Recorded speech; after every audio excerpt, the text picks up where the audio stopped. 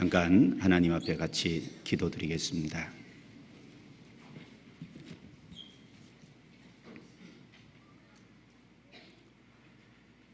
은혜로우시고 자비로우시며 노하기를 더디하시며 인자와 진실이 풍성하신 살아 역사하시는 아버지 하나님, 그리스도 안에서 우리에게 참된 생명과 소망을 주시고 썩지 않고 더럽지 않고 쇠하지 아니하는 영광스러운 기업을 주신 것을 인하여 진심으로 아버지께 감사와 찬양을 돌립니다. 남은 생에 하나님께서 더욱 붙들어 주시고 우리 삶을 다스려 주셔서 이 세상에서 주님의 영광과 주님의 빛으로서 부족함이 없도록 인도해 주시고 그리스도의 영광을 위해서 살아갈 수 있도록 저희 삶을 더욱 변화시켜 주시기를 간절히 간구합니다. 오늘 이 시간도 하나님 앞과 그리스도 예수 안에서 모이기를 힘쓰라는 주의 말씀을 의지해서 한자리에 나왔습니다. 시종을 주관하셔서 필요한 말씀으로 각 사람의 형편에 맞게 채워주시고 각 사람의 마음에 성령으로 말미암아 도와주셔서 그 말씀이 힘이 되고 위로가 되고 지혜가 될 수 있도록 도와주옵소서. 혹 우리 가운데 합당치 않고 허물진 것 있다면 말씀의 빛 앞에 드러내 주셔서 더욱 제거시켜 주시고 성령의 능력과 주님의 보혈로 깨끗하게 해 주셔서 그리스도의 사람으로 온전케 될 수 있도록 도와주시기를 간절히 간구합니다. 이 시간 함께하지 못한 성도들 어느 곳에 있든지 도와주시고 일일이 함께해 주셔서 있는 자리에서 주님을 가까이 할 수 있도록 도와주시옵소서. 이 주간에도 많은 곳에서 주님의 말씀이 선포되고 증거되고 있음을 기억하고 아버지께 부탁을 드립니다. 말씀이 증거되는 곳곳마다 함께 하셔서 참여한 사람들이 더욱 주님께 돌아오는 귀한 역사를 이루어 주시옵소서. 김천에서 집회를 하고 계시는 홍정현 목사님, 또 원주에서 집회를 하고 계신 서도성 목사님, 부산 서부에서 집회를 인도하고 계시는 오세일 목사님과 함께 해주셔서 담대하게 말씀을 증거하게 해주시고 지혜로 채워주시옵소서. 이 시간 모든 시종을 온전히 주님의 손에만 의탁합니다. 우리를 구원하신 주 예수님 이름으로 기도드리옵니다. 아멘. 창세기 19장을 찾겠습니다.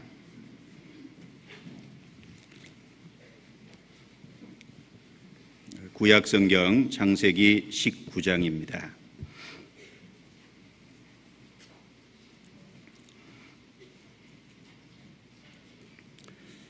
1절부터 제가 몇 구절 읽도록 하겠습니다. 날이 저물 때에 그 두 천사가 소돔에 이르니 마침 롯이 소돔 성문에 앉았다가 그들을 보고 일어나 영접하고 땅에 엎드려 절하여 가로되 내 주여 돌이켜 종의 집으로 들어와 발을 씻고 주무시고 일찍이 일어나 갈 길을 가소서. 그들이 가로되 아니라 우리가 거리에서 격려하리라. 롯이 간청하매 그제야 돌이켜서 그 집으로 들어오는지라. 롯이 그들을 위하여 식탁을 베풀고 무교병을 구우니 그들이 먹으니라. 그들의 눕기 전에 그 성 사람 곧 소돔 백성들이 물은 노소하고 사방에서 다 모여 그 집을 에워싸고 롯을 부르고 그에게 이르되 이 저녁에 내게 온 사람이 어디 있느냐 이끌어내라. 우리가 그들을 상간하리라. 12절입니다. 그 사람들이 롯에게 이르되 이 외에 내게 속한 자가 또 있느냐? 내 사위나 자녀나 성중에 내게 속한 자들을 다 성 밖으로 이끌어내라. 그들에 대하여 부르짖음이 여호와 앞에 크므로 여호와께서 우리로 이곳을 멸하러 보내셨나니 우리가 멸하리라. 롯이 나가서 그 딸들과 정혼한 사위들에게 고하여 이르되 여호와께서 이 성을 멸하실 터이니 너희는 일어나 이곳에서 떠나라 하되 그 사위들이 농담으로 여겼더라. 동틀 때 천사가 롯을 재촉하여 가로되 일어나 여기 있는 내 아내와 두 딸을 이끌라. 이 성의 죄악 중에 함께 멸망할까 하노라. 그러나 롯이 지체하며 그 사람들이 롯의 손과 그 아내의 손과 두 딸의 손을 잡아 인도하여 성 밖에 두니 여호와께서 그에게 인자를 더하심이었더라. 그 사람들이 그들을 밖으로 이끌어낸 후에 이르되 도망하여 생명을 보존하라. 돌아보거나 들에 머무르거나 하지 말고 산으로 도망하여 멸망함을 면하라. 넘기겠습니다. 넘겨서 23절부터 29절은 같이 읽도록 하겠습니다. 롯이 소알에 들어갈 때 해가 돋았더라. 여호와께서 하늘 곧 여호와에게로서 요한과 불을 비같이 소돔과 고모라에 내리사 그 성들과 온 들과 성에 거하는 모든 백성과 땅에 난 것을 다 엎어 멸하셨더라. 롯의 아내는 뒤를 돌아본 거로 소금 기둥이 되었더라. 아브라함이 그 아침에 일찍이 일어나 여호와의 앞에 섰던 곳에 이르러 소돔과 고모라와 그 온 들을 향하여 눈을 들어 연기가 옹기점 연기같이 치미름을 보았더라. 하나님이 들의 성들을 멸하실 때 곧 롯에 거하는 성을 엎으실 때에 아브라함을 생각하사 롯을 그 엎으시는 중에서 내어 보내셨더라.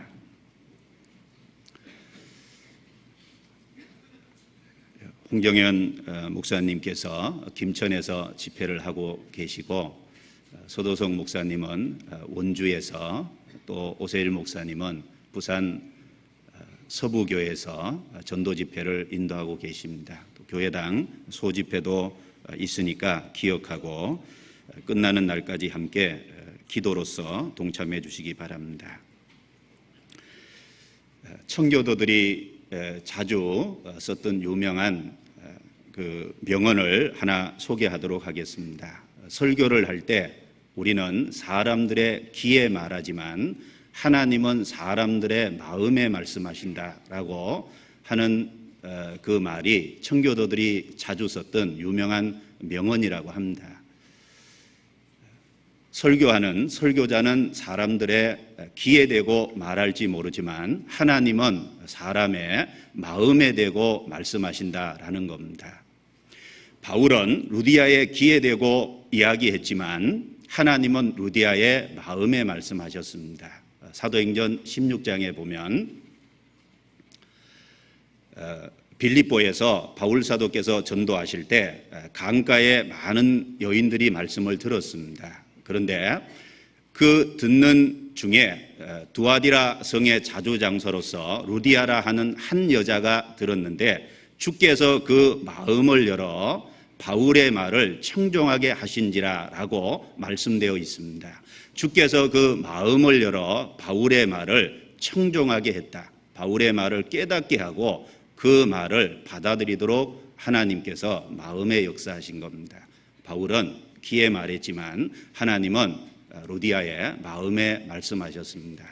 설교를 할 때 종종 그 구절을 마음속에 떠올려 봅니다. 저는 청중에 귀에 대고 말할지 모르지만 하나님 그 시간에 동일하게 청중의 마음에서 역사하실 것이다. 마음에 말씀하실 거다라는 것을 마음속에 일깨울 때 더욱 힘이 나는 것을 느낍니다. 또 듣는 청중의 편에서도 마찬가지라고 생각합니다. 설교자는 내 귀에 말할지 모르지만 하나님은 내 마음에 말씀하신다는 것을 기억하고 더욱 하나님께서 마음에 깨닫게 해주시고 마음에 그 말씀이 받아들여질 수 있도록 도와달라고 하는 기도가 마땅히 필요할 것이다 라는 것을 생각해 볼 수 있습니다.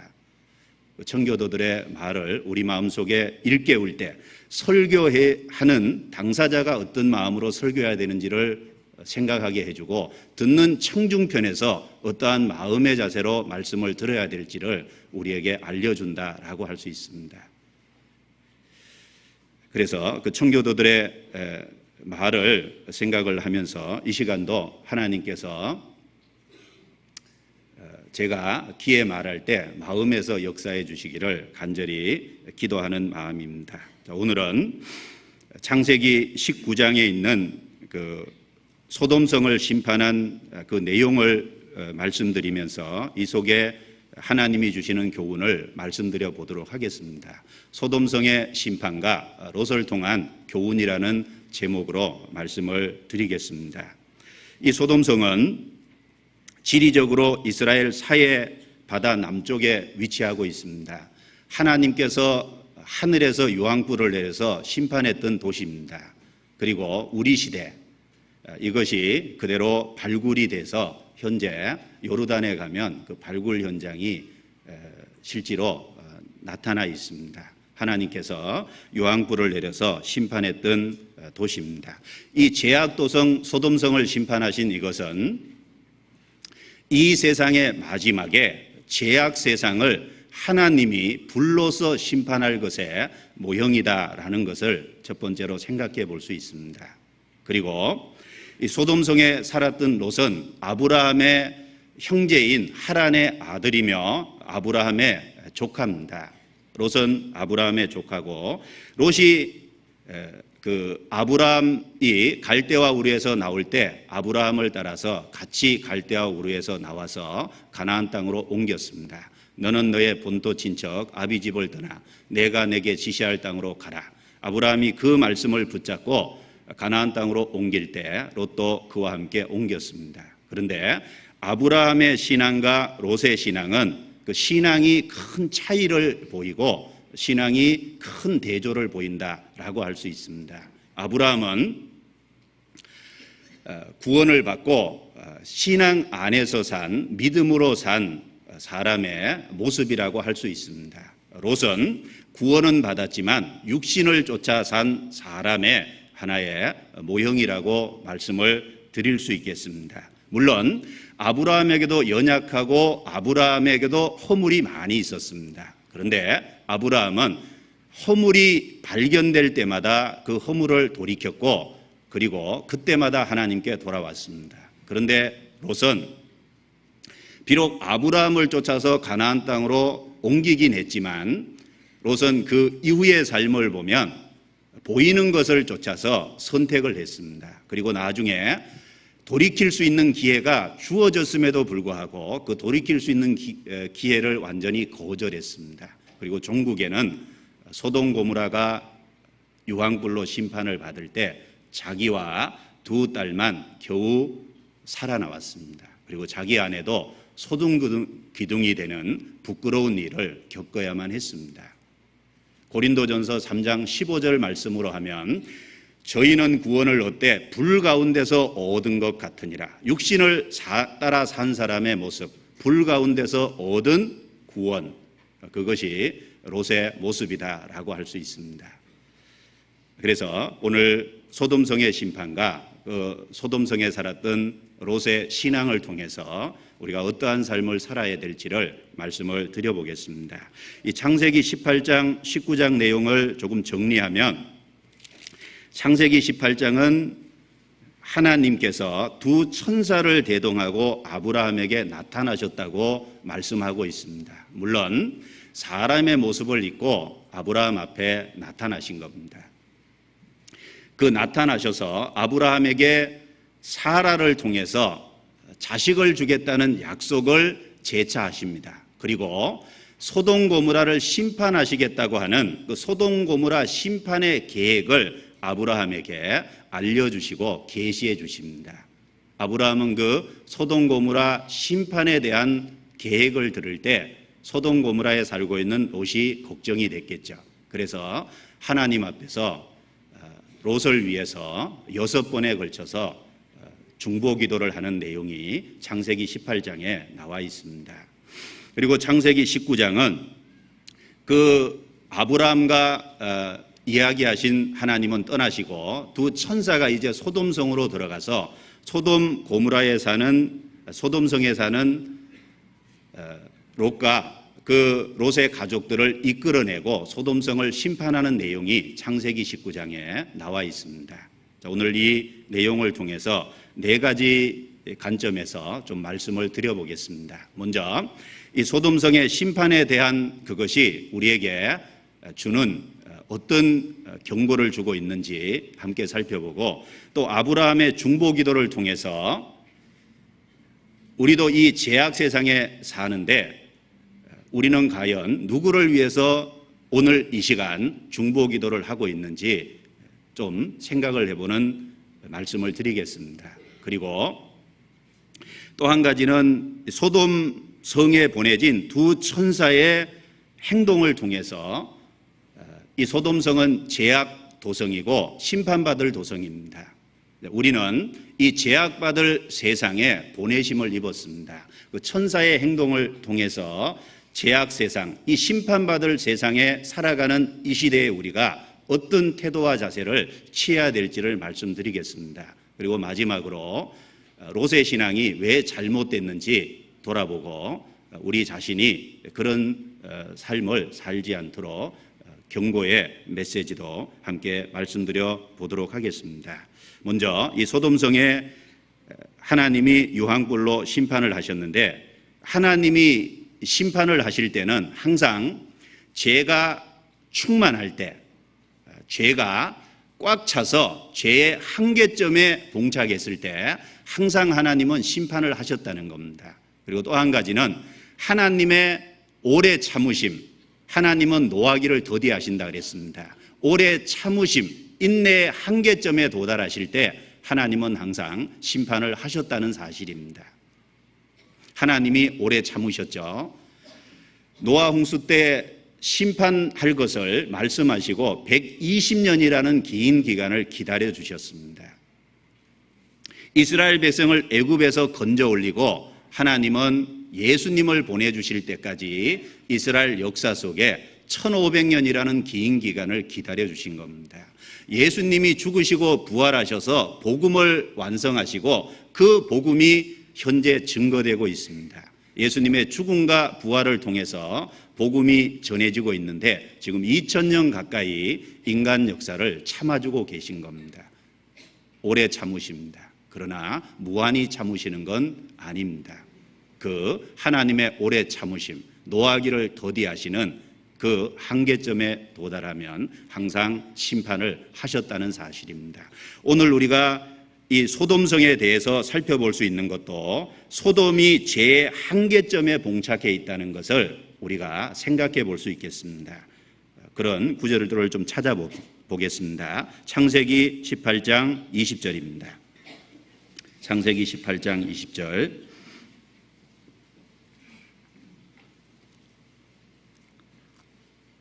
같이 읽어보겠습니다. 여호와께서 또 가라사대 소돔과 고모라에 대한 부르짖음이 크고 그 죄악이 심히 중하니, 그 죄악이 심히 중하니라고 기록이 되어 있습니다.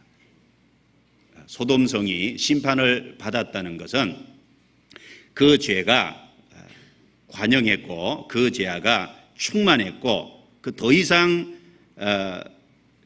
고칠 수 없을 정도로 그 죄가 한계점에 다다른 겁니다. 19장에서도 그런 내용들을 찾아볼 수 있습니다. 4절을 보죠. 19장 4절입니다. 그들의 눕기 전에 그 성 사람 곧 소돔 백성들의 물은 노소하고 사방에서 다 모여 그 집을 에워싸고 롯을 부르고 그에게 이르되 이 저녁에 내게 온 사람이 어디 있느냐, 이끌어내라, 우리가 그들을 상간하리라. 이 천사가 소돔성으로 들어갔는데 롯은 천사인지 처음에 잘 몰랐죠. 손님을 자기 집으로 영접해서 식탁을 베풀고 그리고 먹을 음식을 줬습니다. 그리고 취침하기 전에 소돔성 사람들이 물온노소하고 사방에서 모여왔다고 되어 있습니다. 롯의 집을 에워싸고 요구한 내용이 뭐냐면 그 집에 들어온 사람을 이끌어내라, 우리가 그들을 상간하리라. 여기 상간하리라는 단어 자체가 이것이 성적으로 요걸 보이겠다라는 뜻이라고 합니다. 소돔이라는 단어 자체가 남색이라는 뜻이죠. 남색을 우리 시대 말로 쉽게 고치면 동성애입니다. 소돔성 자체가 동성애가 만연했던 도시라는 겁니다. 그 롯의 집에 들어온 나그네 두 사람을 이끌어내서 성적으로 욕을 보이겠다고 소돔성 사람들이 다 모여온 겁니다. 롯의 집을 에워쌌죠.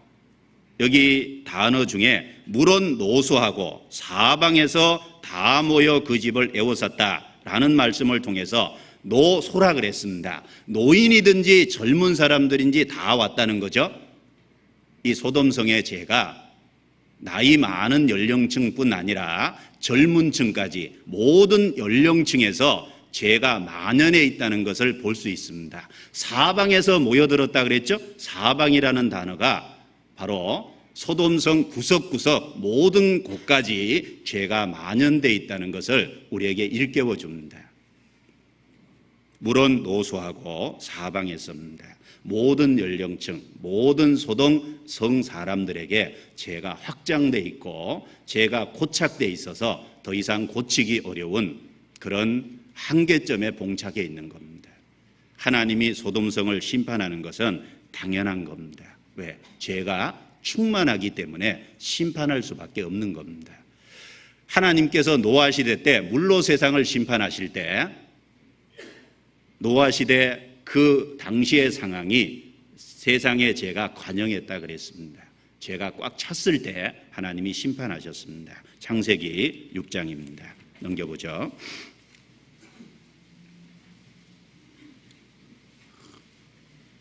창세기 6장 5절입니다. 6장 5절 같이 읽겠습니다.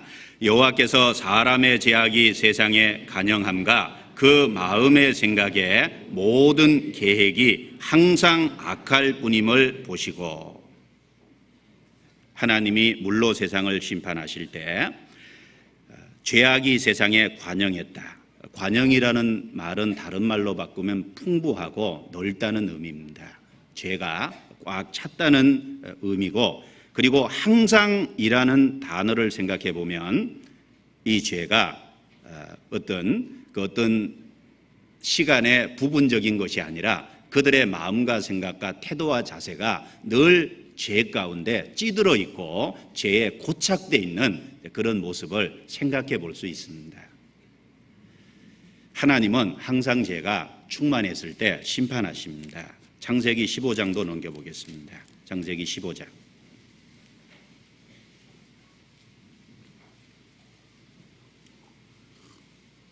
13절 제가 읽겠습니다.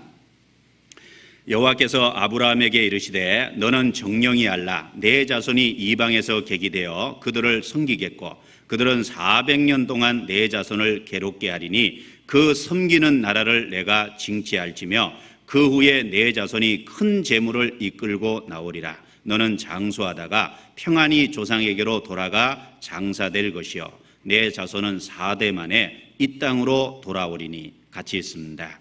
이는 아모리 족속의 재앙이 아직 관영치 아니함이니라 하시더니. 아브라함에게 하신 언약과 약속인데, 아브라함의 후손이 애굽 땅에 내려가서 400년 동안 종살이하고 4대 만에 다시 가나안 땅으로 돌아올 것을 말씀하고 있습니다. 그렇게 하는 이유 중에 한 가지는 이는 이유가 나와 있죠. 아모리 족속의 제약이 아직 간영치 아니함이니라.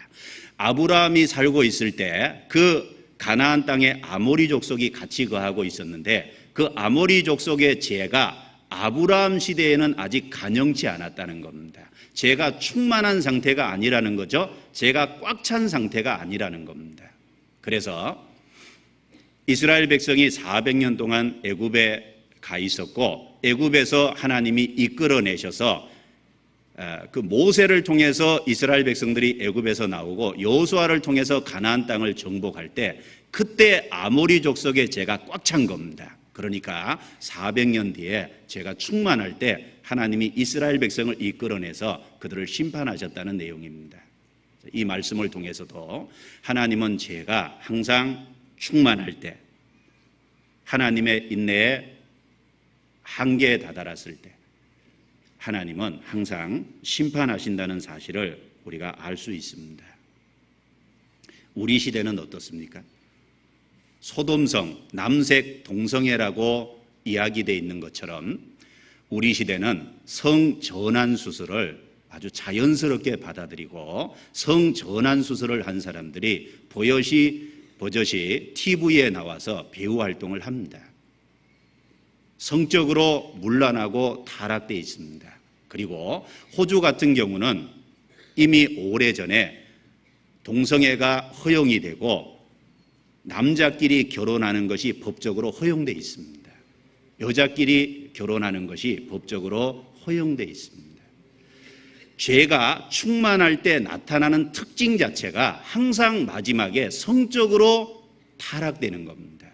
하나님이 심판할 수밖에 없는 그때 항상 죄가 만연될 때가 성적으로 극히 타락된 시대다라는 것을 생각해 볼 수 있습니다. 우리 시대에 하나님이 세우는 모든 질서와 법칙을 사람들이 깨뜨려 가고 있습니다. 무시하고 있죠. 시편 2편을 넘겨보겠습니다. 시편 2편.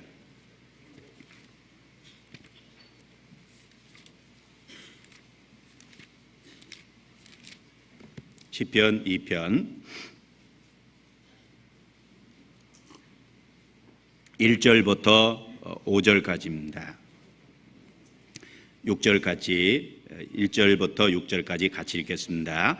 어찌하여 열방이 분노하며 민족들이 허사를 경영하는고 세상의 군왕들이 나서며 간원들이 서로 꾀하여 여호와와 그 기름 받은 자를 대적하며 우리가 그 맨 것을 끊고 그 결박을 벗어버리자 하도다. 하늘에 계신 자가 웃으시며 주께서 저희를 비웃으시리로다. 그때 분을 바라며 진노하사 저희를 놀래어 이르시기를 내가 나의 왕을 내 거룩한 산 시온에 세웠다 하시리로다. 자, 우리가 그 맨 것을 끊고 결박을 벗어버리자 하도다. 군왕들이 나서고 민족들이 나서서 기름 받은 자를 대적한다. 기름 받은 자는 그리스도를 가리킵니다. 그리스도를 대적하고 이 시대 그리스도의 복음을 조롱하고 그리스도의 복음을 우습게 여깁니다. 그럴 뿐 아니라 우리가 그 맨 것을 끊고 결박을 벗어버리자라는 말씀대로 하나님이 메어놓고 결박해 놓은 질서가 있습니다. 하나님이 세워놓은 질서를 인간들이 벗어버리고 결박을 끊어버리자고 하고 있습니다. 하나님이 뭐라고 하십니까? 하늘에 계신 자가 웃으시며. 인간들이 그 하나님의 질서를 깨뜨리는 걸 보시고 하나님은 하늘에서 웃으신다 그랬습니다. 그리고 주께서 저희를 비웃으시리로다. 그리고 하나님께서 분노하신다 그랬죠? 분노하셔서 내가 나의 왕을 내 거룩한 산 시온에 세우리로다. 마지막 예수님의 재림을 통해서 이 땅에 하나님의 심판이 있을 것을, 그 결과로 심판이 있을 것을 말씀하고 있습니다.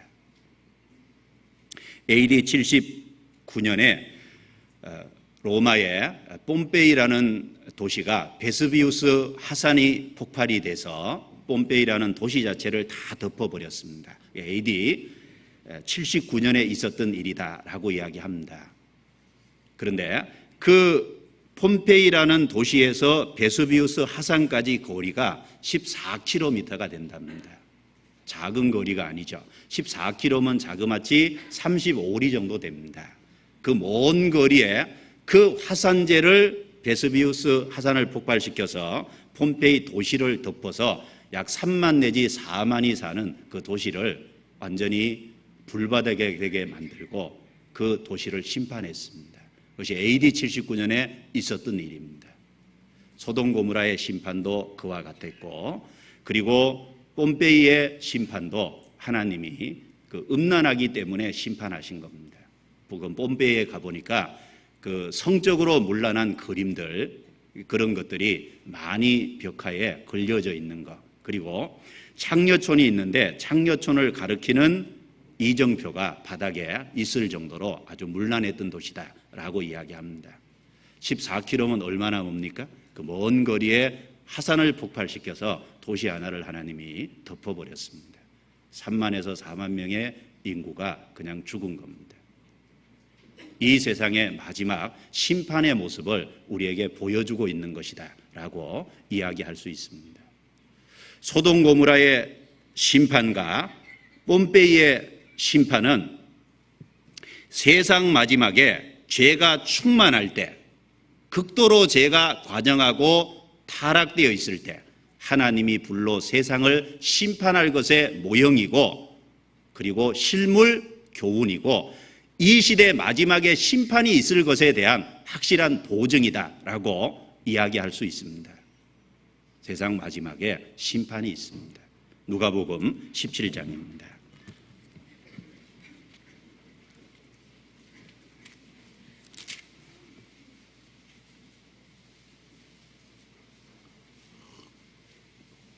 누가복음 17장 찾으셨으면 26절부터 30절까지입니다. 30절까지 같이 읽겠습니다. 노아의 때에 된 것과 같이 인자의 때에도 그러하리라. 노아가 방주에 들어가던 날까지 사람들이 먹고 마시고 장가들고 시집가더니 홍수가 나서 저희를 다 멸하였으며, 또 롯의 때와 같으리니 사람들이 먹고 마시고 사고 팔고 심고 집을 짓더니 롯이 소돔에서 나가던 날에 하늘에서 불과 유황이 비오듯 하여 저희를 멸하였느니라. 인자의 나타나는 날에도 이러하리라. 26절과 30절에 반복된 두 구절이 있죠. 인자의 때에도 그러하리라. 인자의 나타나는 날에도 이러하리라. 바로 예수님께서 지상 재림하실 때 인자의 때에도 이와 같으리라. 인자의 나타나는 때에도 이와 같으리라. 그 이와 같다라고 하는 하나의 표본으로서 제시된 심판의 모습이 홍수 사건과 홍수 심판과 그리고 소돔 고모라의 유황불로 심판한 사건을 예로 들고 있는 겁니다. 소돔 고모라의 심판은 이 시대 마지막에 심판이 있을 것에 대한 보증이고 실물 교훈입니다.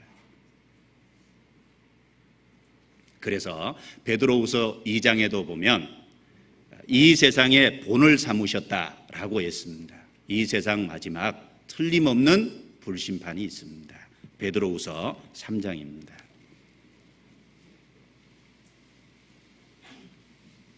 베드로후서 3장 10절부터 13절까지입니다. 10절부터 13절까지 같이 읽어보도록 하겠습니다. 그러나 주의 날이 도적같이 오리니 그날에는 하늘이 큰 소리로 떠나가고 체질이 뜨거운 불에 풀어지고 땅과 그 중에 있는 모든 일이 드러나리로다. 이 모든 것이 이렇게 풀어지리니 너희가 어떠한 사람이 되어야 마땅하뇨. 거룩한 냉실과 경건함으로 하나님의 날이 임하기를 바라보고 간절히 사모하라. 그날에 하늘이 불에 타서 풀어지고 재질이 뜨거운 불에 녹아지려니와 우리는 그의 약속대로 의에 거하는 바 새 하늘과 새 땅을 바라보도다. 체질이 뜨거운 불에 풀어진다 그랬죠. 하늘이 불에 타서 풀어지고 체질이 뜨거운 불에 녹아진다고 되어 있습니다. 우리는 소돔성의 심판의 모습을 통해서, 뽐페이의 심판의 모습을 통해서 이 시대 마지막 심판의 모습을 우리 마음속에 일깨워야 됩니다. 이 세상은 심판받을 세상이고 이 세상은 심판이 예정되어 있는, 심판이 이미 결정되어 있고 작정되어 있는 세상이라는 겁니다.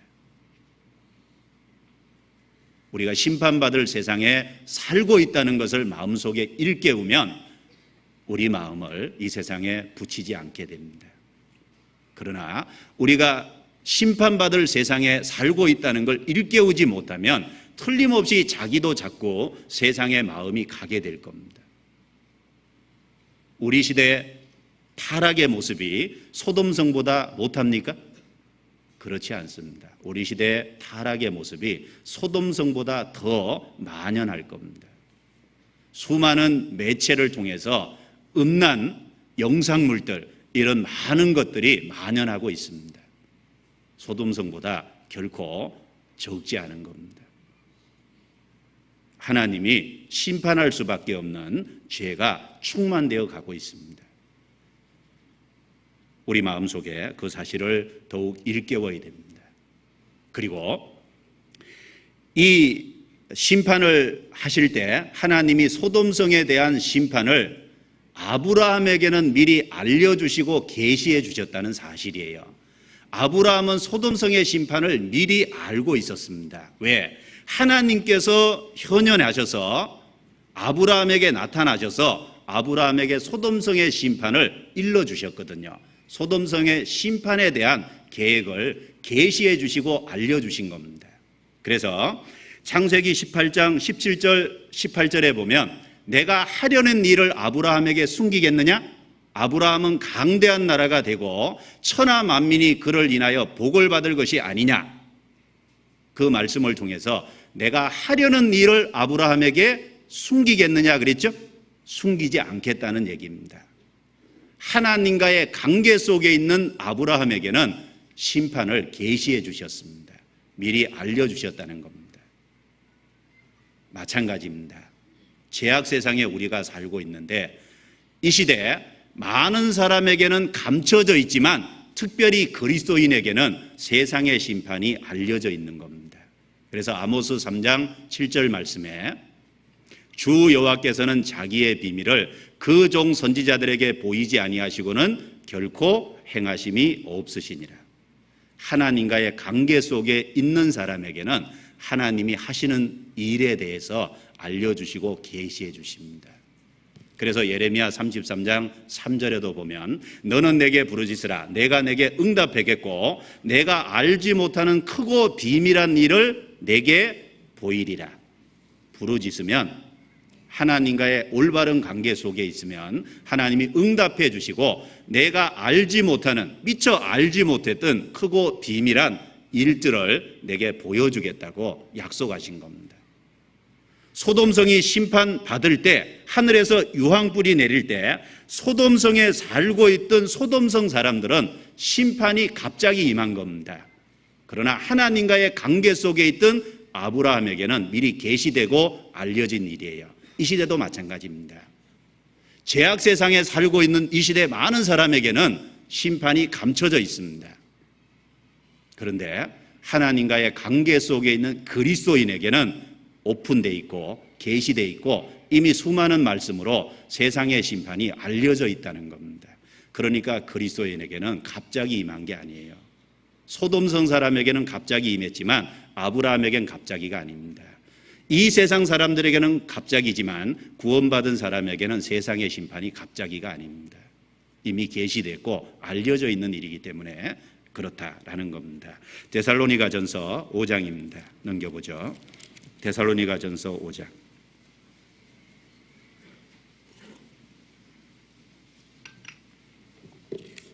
데살로니가전서 5장 1절부터 5절까지입니다.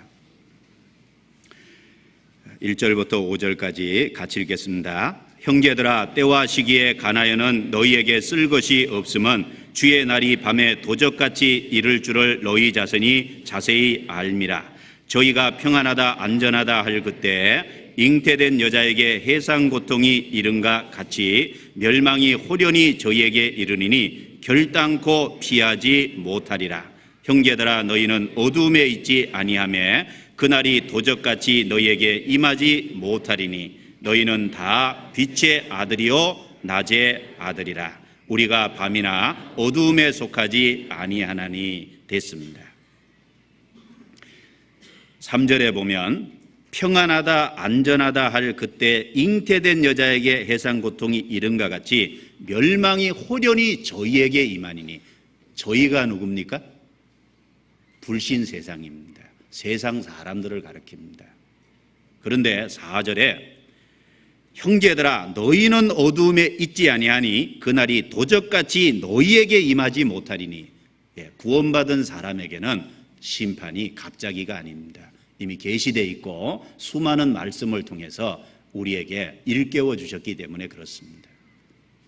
그래서 베드로후서 1장 19절에도 보면 또 우리에게 더 확실한 예언이 있어 어두운 데 비치는 등불과 같으니 날이 새어 샛별이 너희 마음에 떠오를 때까지 이것을 주의하는 것이 가하니라. 이미 구원받은 하나님의 자녀들에게 재림에 임박한 수많은 징조를 계시의 말씀을 우리에게 주셨다는 겁니다. 우리는 예비하고 있기 때문에, 준비하고 있기 때문에 그리스도인에게는, 빛의 아들들에게는 갑자기가 아닌 겁니다. 그러나 세상 사람들에게는 틀림없이 갑자기입니다. 그리고 심판 중에서 하나님은 악인 중에서 의인을 건져내고 심판하셨다는 사실을 또 생각해 볼 수 있습니다. 소돔성에 심판이 있을 때 롯을 건져내시고 소돔을 심판하신 겁니다. 노아 8식구가 방주에 탄 이후에 하나님이 심판을 물로 세상을 심판하셨습니다. 우리 시대도 마찬가지입니다. 이 세상을 심판하시기 전에, 그리스도의 재림으로 이 세상을 불심판하시기 전에 먼저 그리스도인을 데려가시고 심판하시는 것이 틀림없습니다. 악인 중에서 의인을 건져내고 악인에 대한 심판을 말씀하고 있습니다. 데살로니가 전서 찾았으니까 1장을 보겠습니다. 1장 10절입니다. 1장 10절 같이 읽어보겠습니다. 또 죽은 자들 가운데서 다시 살리신 그의 아들이 하늘로부터 강림하심을 기다린다고 말하니 이는 장래 노하심에서 우리를 건지시는 예수시니라. 이는 장래 노하심에서 하나님이 장차 노하심으로 나타내는 것이 무엇입니까? 이 세상의 마지막 심판입니다. 7년 환란이라고 할 수 있겠죠. 그리고 마지막 불심판과 관련된 겁니다. 이 장래 노하심에서 우리를 건지시는 예수십니다. 우리를 건져주시고 이 세상을 심판하십니다. 내가 나의 인내의 말씀을 지켰은즉 내가 너를 지키어 시험의 때를 면하게 하리니 라고 하는 계시록 3장 10절의 말씀도 우리가 마음에 일깨워 볼 수 있습니다. 그래서 하나님의 말씀에 순종하는 그리스도인의 환난의 때를 명쾌해 주시겠다고 하나님이 분명히 말씀하셨습니다. 그래서 소돔성의 심판을 통해서 우리에게 여러 가지 교훈을 주는 것을 이 시대에 살아가는 우리에게 경고성 메시지도 곁들여서 우리에게 주시는 것을 몇 가지 생각해 봤습니다. 자, 그 소돔성의 심판을 하나님이 아브라함에게 계시해 주시고 알려주셨을 때 아브라함의 반응이 무엇이었습니까? 아브라함이 그 심판의 계획을 들을 때 하나님 앞에서 중보 기도를 했다는 겁니다. 창세기 18장 넘겨보겠습니다. 창세기 18장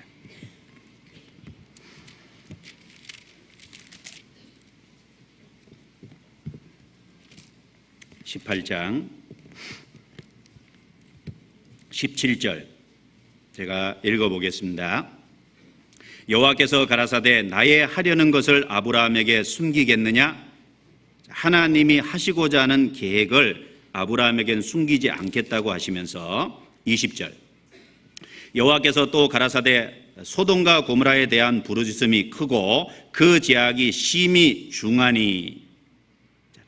중하고 그래서 소돔을 심판할 것을 알려줬습니다. 22절에 그 사람들이 거기서 떠나 소돔으로 하여 가고 아브라함은 여호와 앞에 그대로 섰더니 가까이 나아가 가로되 주께서 의인을 악인과 함께 멸하시려니까 그 성중에 의인 50이 있을지라도 주께서 그곳을 멸하시고 그 50 의인을 위하여 용서치 아니하시리까. 주께서 이같이 하사 의인을 악인과 함께 죽이심은 불가하오며 의인과 악인을 균등히 하심도 불가하니이다. 세상을 심판하시는 네가 공의를 행하실 것이 아니니까. 여호와께서 가라사대 내가 만일 소돔 성중에 의인 50을 찾으면 그들을 위하여 온 지경을 용서하리라. 아브라함이 말씀하여 가로되 티끌과 같은 나라도 감히 주께 구하나이다. 50의인 중에 5인이 부족할 것이면 그 5인 부족함을 인하여 온 성을 멸하시리이까. 가라사대 내가 거기서 45인을 찾으면 멸하지 아니하리라. 건너뛰어서 32절. 아브라함이 또 가라되 주는 노하지 마옵소서. 내가 이번만 더 말씀하리이다. 거기서 10인을 찾으시면 어찌하시려니까. 가라사대 내가 10인을 인하여도 멸하지 아니하리라. 여호와께서 아브라함과 말씀을 마치시고 즉시 가시니 아브라함도 자기 곳으로 돌아갔더라. 소돔성의 심판에 대한 그 말씀, 하나님의 계획을 들었을 때 아브라함의 반응은 먼저 소돔성에 있는 롯이 걱정이 됐습니다.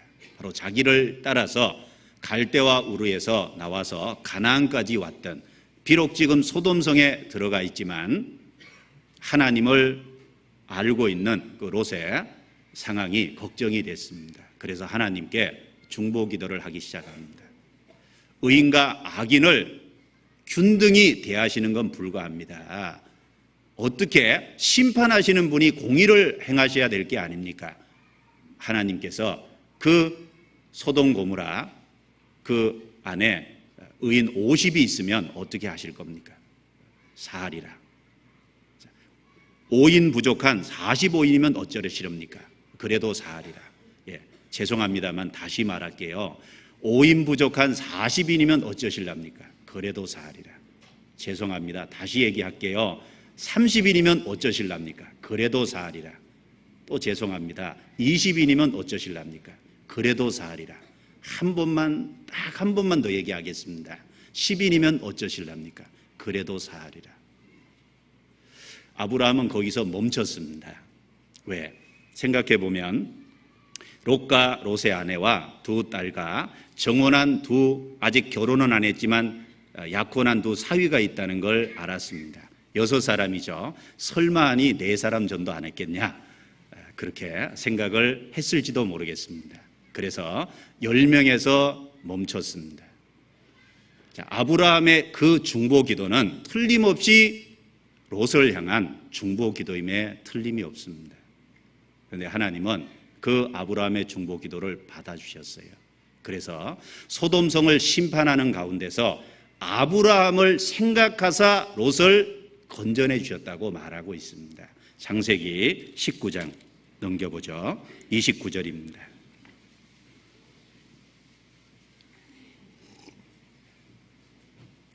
29절 같이 읽겠습니다. 하나님이 들의 성들을 멸하실 때 곧 롯에 거하는 성을 엎으실 때에 아브라함을 생각하사 롯을 그 엎으시는 중에서 내어 보내셨더라.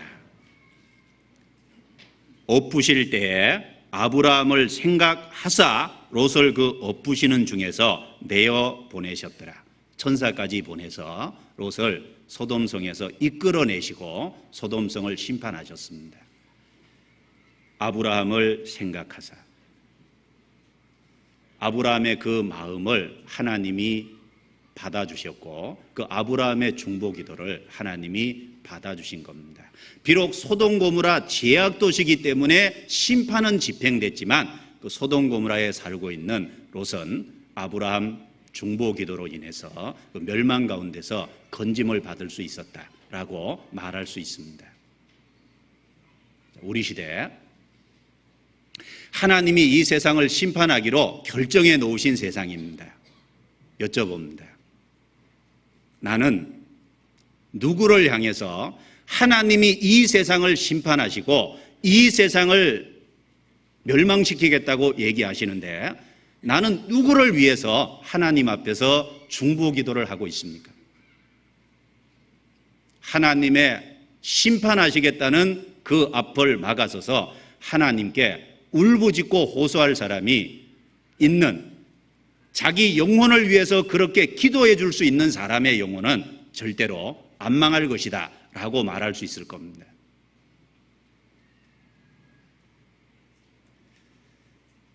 자기 영혼을 위해서 적어도 그렇게 하나님 앞에 기도해 주고 자기 영혼을 위해서 안타까워하면서 그 심판 가운데 함께 멸망하지 않도록 그 가운데서 건진받고 구원받기를 하나님 앞에 막아서서 간절히 호소하고 있는 그 그리스도인을 자기 옆에 둔 영혼들은 망하지 않을 겁니다.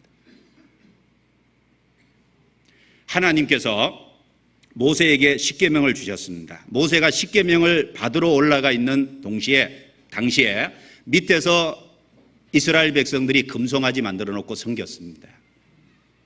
그 십계명을 받아 내려오면서 그 십계명이 깨졌죠. 하나님께서 내가 내 뜻대로 하리라.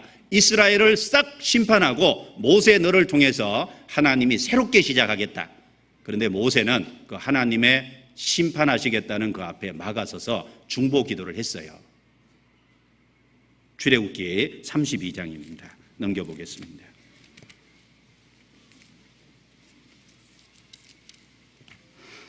(32장) 9절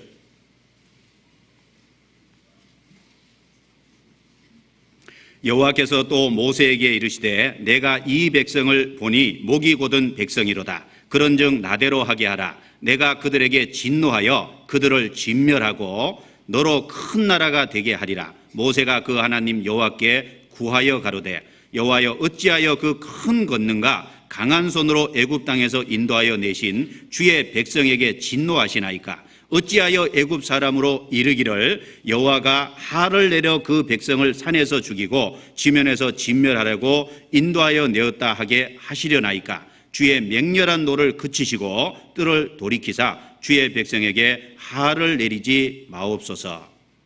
그리고 넘겨보겠습니다. 14절 같이 읽겠습니다. 여호와께서 뜻을 돌이키사 말씀하신 화를 그 백성에게 내리지 아니하시니라. 심판하겠다는 하나님의 진노와 분노 앞에 모세는 막아서서 이스라엘 백성을 위해서 중보 기도를 했습니다. 그 이스라엘 위한 모세의 중보 기도 덕분에 이스라엘은 심판에서 면할 수 있었다라고 생각해 볼 수 있을 겁니다. 에스겔 22장도 찾아보겠습니다. 에스겔 22장.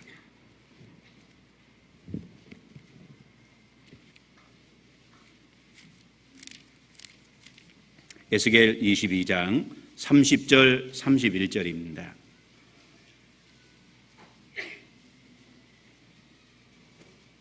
(30절) (31절) 같이 읽겠습니다.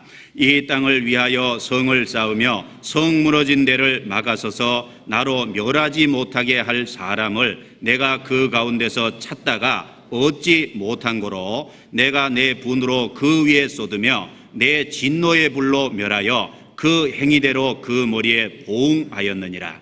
나 주 여호와의 말이니라. 이 말씀은 하나님이 예루살렘을 바벨론을 들어서 심판한 사건을 회고하는 내용입니다. 이 땅을 위하여 성을 쌓으며, 예루살렘이죠, 성 무너진 데를 막아서서 나로 하나님으로 멸하지 못하게 할 사람을 내가 그 가운데서 찾다가 얻지 못한 거로. 슬픈 현실이죠. 예루살렘에 공의를 행하며 진리를 구하는 사람 한 사람이 없다 그랬습니다. 정말 하나님이 바벨론을 들어서 이스라엘을 심판한다고 할 적에 그 성을 쌓고 성 무너진 데를 막아서서 하나님이 멸하게 하시려고 하는데 그걸 앞에 막아서서 중보 기도하고 멸하지 못하게 할 그 사람을 하나님은 찾다가 얻지 못했다고 슬프게 말씀하십니다. 그래서 예루살렘이 망했습니다.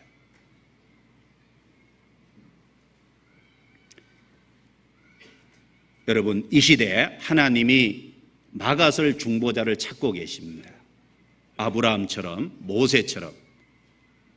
바로 바벨론을 심판할 때 그 중보자를 찾지 못해서 심판했는데 이 시대에 우리에게 막아설 사람을 하나님이 찾고 계십니다. 내 부모를 위해서 막아설 사람을 찾고 계시고, 내 형제를 위해서 막아설 사람을 찾고 계시고, 내 주변에 이뤄진 영혼을 위해서 막아설 사람을 하나님이 찾고 있습니다. 그런 사람을 찾는다면, 그런 사람이 있다면 그 영혼은 망하지 않을 겁니다. 우리가 얼마나 간절히 그 영혼들을 위해서 부르짖고 그 영혼들을 위해서 하나님 앞에 마음을 갖고 있는지에 따라서 이뤄질 수도 있고 그렇지 않을 수도 있습니다. 막아설 사람을 찾는 겁니다. 이 시대 우리 주변에 또 다른 사람을 위한 중보자를 찾습니다. 먼저는 가까운 내 가족을 위한 막아설 사람이 돼야 되겠죠. 하나님이 찾는 사람이 돼야 될 겁니다. 그리고 더 넓게는 우리 가족뿐 아니라 이 시대 세계 선교가 진행되고 있습니다. 내가 모르는 인도 사람을 위해서, 몽골 사람을 위해서, 필리핀 사람을 위해서, 내가 모르는 또 다른 지역의 사람을 위해서 내가 먼 지역이지만 하나님께 호소하고 기도하는 그 사람을 하나님은 찾고 있다는 겁니다. 그 기도자를 찾을 때 그 영혼들이 더 많이 구원을 받을 수 있을 거다라고 확신할 수 있습니다.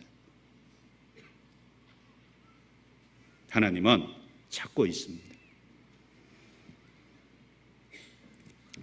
디모데전서 2장을 찾겠습니다. 디모데전서 2장.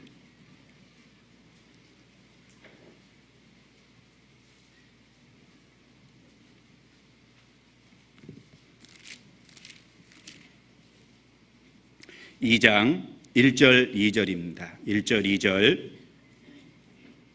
같이 읽겠습니다. 그러므로 내가 첫째로 권하노니 모든 사람을 위하여 간구와 기도와 도고와 감사를 하되 임금들과 높은 지위에 있는 모든 사람을 위하여 하라. 이는 우리가 모든 경건과 단정한 중에 고요하고 평안한 생활을 하려 함이니라. 모든 사람을 위하여 간구와 기도와 도고와 감사를 하되, 간구는 간절히 구하는 거죠. 기도는 일반적인 거고, 도고는 다른 사람을 위해서 하는 중보 기도를 도고다 이렇게 얘기합니다.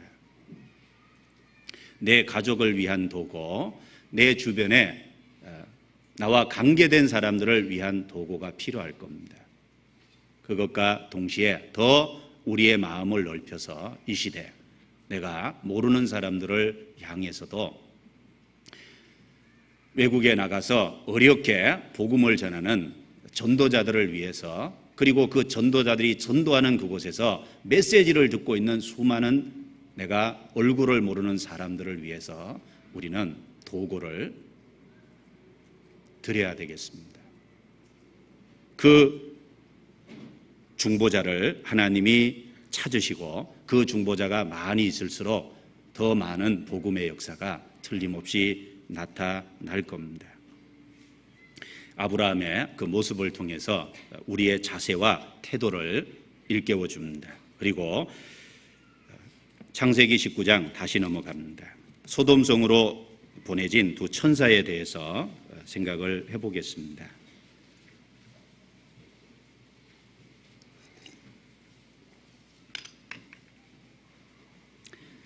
19장 1절 날이 저물 때 그 두 천사가 소돔에 이르니 마침 롯이 소돔 성문에 앉았다가 그들을 보고 일어나 영접하고 땅에 엎드려 절하여 그 소돔 성으로 하나님이 두 천사를 보냈습니다.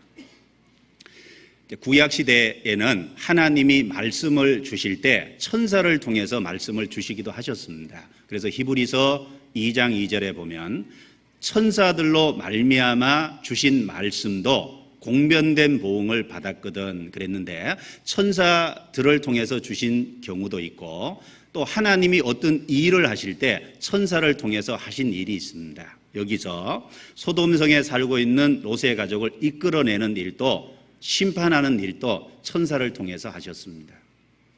그런 의미에서 천사는 하나님의 사역자다, 그렇게 말할 수 있습니다. 그래서 히브리서 1장에 보면 내가 천사를 불꽃으로 사역자를 바람으로 사용하셨다라는 말씀이 있는데 천사를 사역자라고 표현했습니다. 하나님의 일을 집행하는 대리자로 보냄받아서, 대사로 보냄받아서 롯의 가족을 이끌어내고 그리고 소돔을 심판했습니다. 신약시대 하나님이 천사를 통해서 사람을 구원하진 않습니다. 그리스도가 이룬 복음을 전할 때 하나님이 천사를 통해서 구원하는 일은 없습니다. 반드시 구원받은 또 다른 사람을 통해서 하나님께서 다른 영혼을 건지는 것이 하나님의 신약시대의 하나님의 역사고 모습입니다. 자, 이 하나님께 보냄받은 이 천사의 모습은 이 죄악 세상에 보냄받은 그리스도인의 모습, 우리 자신의 모습으로 적용해서 교훈을 받아볼 수 있다고 생각합니다. 천사가 하나님의 대사로서 보냄받아 일을 했던 것처럼 이 신약시대 우리는 하나님의 이름으로 세상에 보냄을 받은 하나님의 전권 대사다, 이렇게 말을 할 수 있습니다. 하나님은 우리를 세상에 보내셨습니다. 예수님께서 아버지께서 나를 세상에 보내신 것처럼 나도 너희를 세상에 보내노라. 구원받은 또 다른 하나님의 자녀들을 세상에 보낸다고 예수 그리스도께서 말씀하셨습니다. 그래서 고린도후서 5장 20절에 보면 이러므로 우리가 그리스도를 대신한 사신이 되어 하나님이 우리로 너희를 권면하시는 것 같이 그리스도를 대신하여 간구하노니 너희는 하나님과 화목하라 라고 말했습니다. 자, 하나님 앞에 그리스도를 대신한 사신이라 그랬죠. 거기 사신이라는 용어 자체가요, 그리스도를 대신한 사신, 옛날에 황제의 정권 대사, 그 대사를 부르던 호칭이 거기 사신이라고 되어 있습니다. 옛날에 황제의 대사는 엄청난 권위를 갖고 있었어요. 황제의 이름으로 보냄받은 대사입니다. 황제의 권위와 위엄을 갖고 있죠. 그리고 황제의 권위와 위엄을 갖고 보냄받은 대사는 그 나라에 큰 명성이 있을수록 엄청난 특권이고 영광이라고 할 수 있어요. 누구든지 되기를 원하겠죠? 황제의 권위와 특권을 갖고 보냄받은 대사입니다.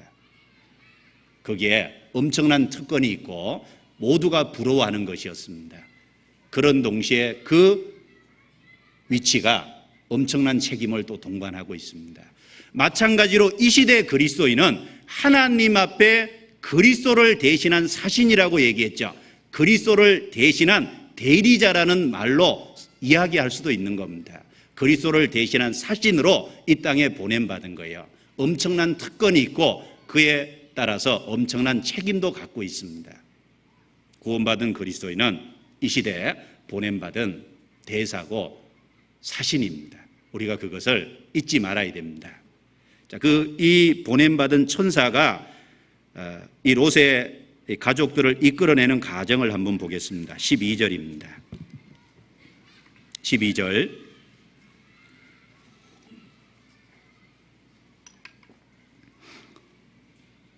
그 사람들이 롯에게 이르되 이 외에 내게 속한 자가 또 있느냐? 내 사위나 자녀나 성중에 내게 속한 자들을 다 성 밖으로 이끌어내라. 그들에 대하여 부르짖음이 여호와 앞에 크므로 여호와께서 우리로 이곳을 멸하러 보내셨나니 우리가 멸하리라. 이 천사는 소돔성의 심판을 분명히 선포하고 그리고 피할 길을 롯의 가족들에게 알려주고 있습니다. 이 성을 멸하리라. 성에 대한 심판이 반드시 있고 성에 대한 심판이 집행될 것을 먼저 선언했죠.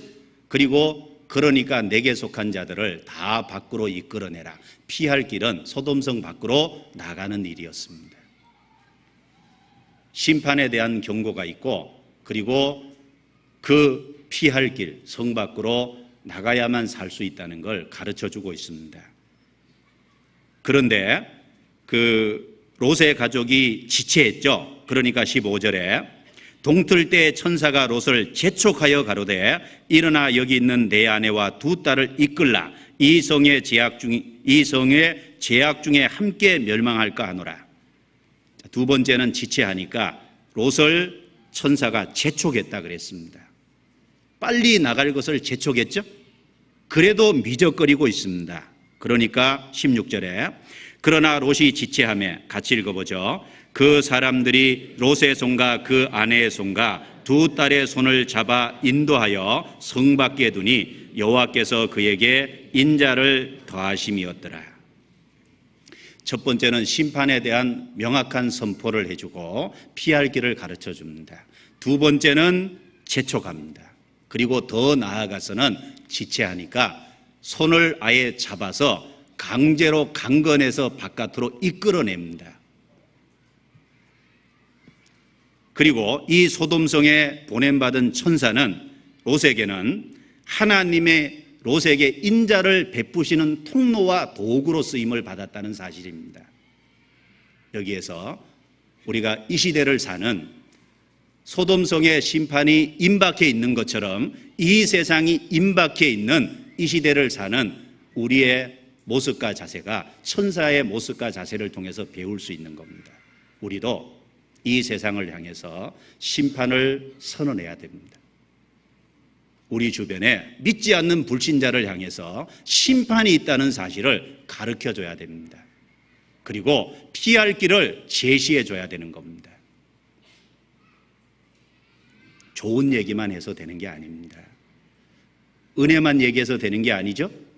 먼저 하나님의 공의가 있고 심판과 멸망이 있다는 걸 분명히 선언해 줘야 됩니다. 회개 없는 믿음이 있을 수 없습니다. 진짜로 심판을 받고 죄 때문에 멸망한다는 걸 알아야 회개가 되고 그리고 믿음이 이루어집니다. 좋은 말만 할 게 아니라 되어지는 일, 반드시 있을 일에 대한 명확한 선포가 필요하다는 겁니다. 지옥 없이 천국만 얘기해서 안 되죠?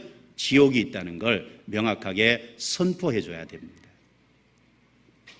자, 이 시대, 우리 시대 메시지 중에 부분적인 메시지를 자꾸 얘기합니다. 그 부분적인 메시지를 얘기한다는 게 하나님의 공의가 빠지고 심판과 지옥이라는 메시지가 점점 이 시대에 많은 교회에서 그런 메시지가 없어져 가고 있습니다.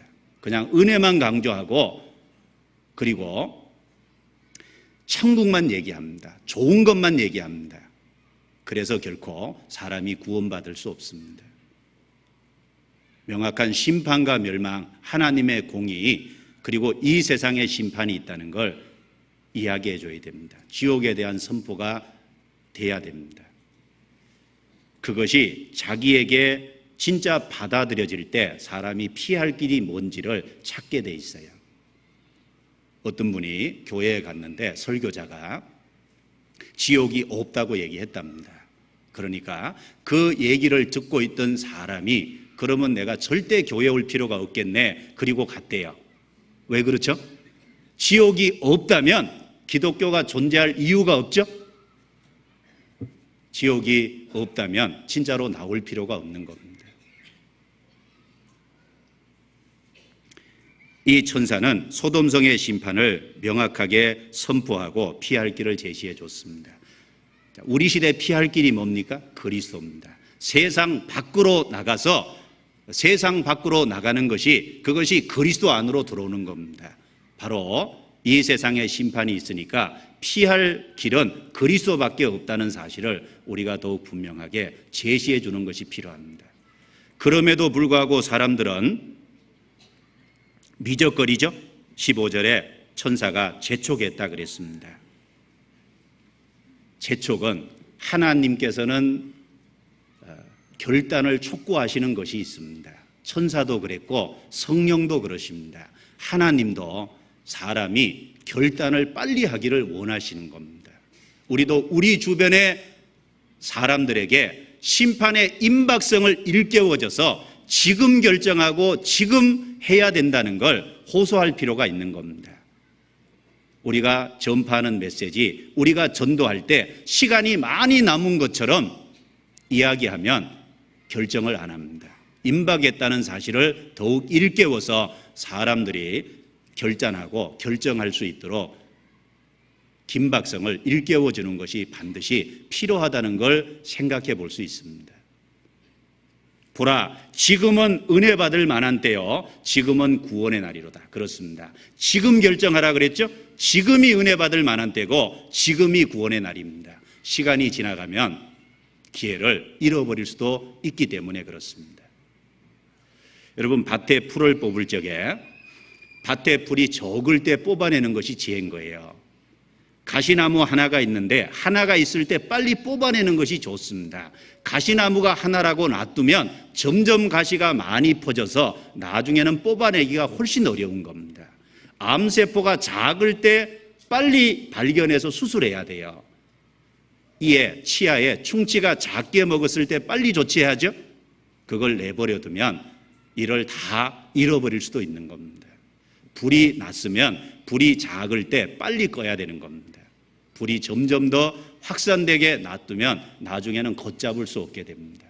재촉했다는 말처럼 빨리 결단하고 긴박성을 일깨워서 전도하는 것이 마땅하다라는 것을 생각해 볼 수 있겠습니다.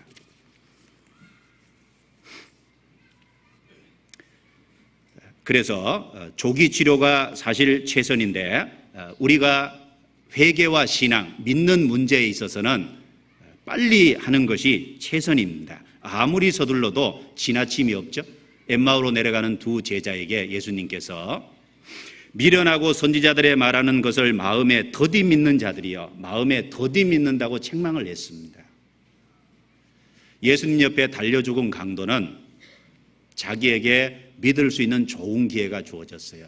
그 강도는 자기에게 주어진 기회를 잘 붙잡은 겁니다. 만약에 그 강도가 그 기회를 놓쳐버렸다면 영원히 천국 갈 수 있는 길을 잃어버리는 것이 됩니다. 회개와 신앙은 빠를수록 좋습니다. 믿는 것은 급하게 서두를수록 좋은 것이다 라고 말할 수 있습니다. 마태복음 5장을 찾겠습니다. 마태복음 5장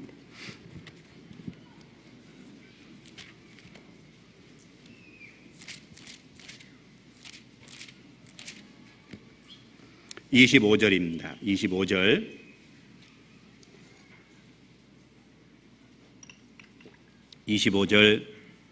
같이 읽겠습니다. 너를 송사하는 자와 함께 길에 있을 때에 급히 사하라. 그 송사하는 자가 너를 재판관에게 내어주고 재판관이 간에게 내어주어 옥에 가둘까 염려하라. 자, 너를 송사하는 자와 길에 있을 때, 인생의 길이죠. 우리를 송사하는 것은 율법입니다. 자, 우리를 송사하는데 우리가 인생의 길에 있을 때 급히 사하라. 급히 하라 그랬죠? 송사하는 자가 재판관에게 내어주고 그리고 재판관이 간에게 내어주어 옥에 가둘까 염려하라.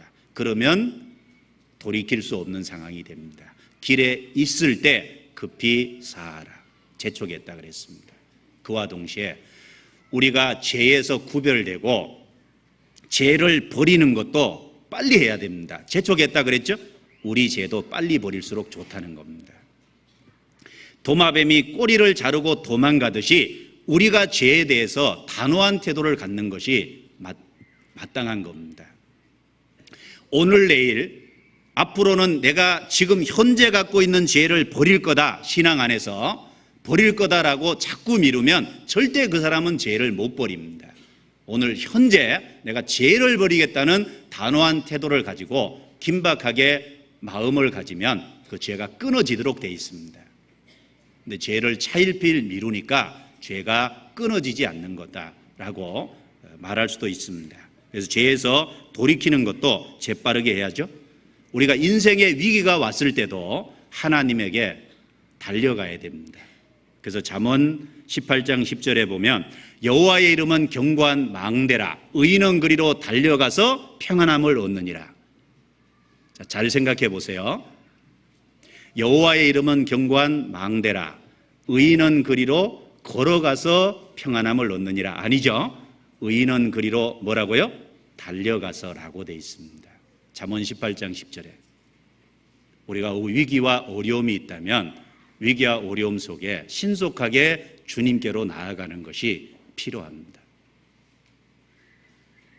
그래서 오늘 해야 될 일이 있다는 겁니다. 오늘 해야 될 일을 내일 미루면 안 되겠죠. 여호수아는 이스라엘 백성을 앞에 두고서 오늘날 섬길 자를 택하라 그랬습니다. 오늘이라 그랬죠? 내일이라고 안 했습니다. 오늘입니다. 히브리서 3장에 보면 오직 오늘이라 일컫는 동안에 죄의 유혹으로 강팍게 됨을 면하라 그랬죠. 오늘이라 일컫는 동안에 죄에서 구별돼야 돼요. 내일 하겠다는 게 아닙니다. 선한 일도 오늘 해야 됩니다. 잠언 3장 27절 28절에 보면 내게 선을 베풀 힘이 있고 베풀 여건이 된다면 갔다가 내일 다시 오겠다 오라 말하지 말라 그랬죠. 선을 행하는 것도 오늘 해야 됩니다. 내가 해야 할 것이 있다면 오늘 해야 마땅할 겁니다. 사과할 일이 있다고 해도 오늘 해야 됩니다. 그리고 하나님께 내 자신을 드리는 것도 내일 드리겠다고 하면 절대 못 드려요. 하나님은 오늘 우리의 삶을 원하시고 오늘 우리의 시간을 원하시고 오늘 우리의 마음을 원하시는 겁니다. 지금 현재를 원하셔요. 어떤 사람이 그러죠. 내일은 절대 자기 것이 아니래요. 맞습니다. 가만히 생각해 보십시오. 내일 어떤 일이 생길지 아무도 모르죠. 하나님은 오늘 내게 달라고 하십니다. 오늘 해야 될 일이 있습니다. 천사는 재촉했습니다. 우리도 이 시대에 전도하면서 긴박성을 가지고 결단을 촉구하고 동시에 우리 자신도 삶의 태도에서 오늘 할 일을 오늘 하는 자세를 갖는 것이 마땅하다라고 말할 수 있습니다. 재촉했는데 그래도 미적거리니까 뭐라고 했습니까? 롯의 손과 아내의 손과 두 딸의 손을 붙잡고 소돔성 바깥으로 아예 이끌어냈습니다. 이 모습은 강건하는 모습이다라고 할 수 있습니다. 우리가 우리 주변의 사람들에게 전도할 때 그냥 쉬운 말로만 할 게 아니죠. 죄가 되지 않는 범위 내에서는 강건하고 모든 수단과 방법을 동원하는 것이 마땅하다라고 말할 수 있습니다. 죄가 되지 않는 범위에서라 그랬습니다. 강건해서 이끌어냈어요. 누가복음 14장을 넘겨보겠습니다. 누가복음 14장.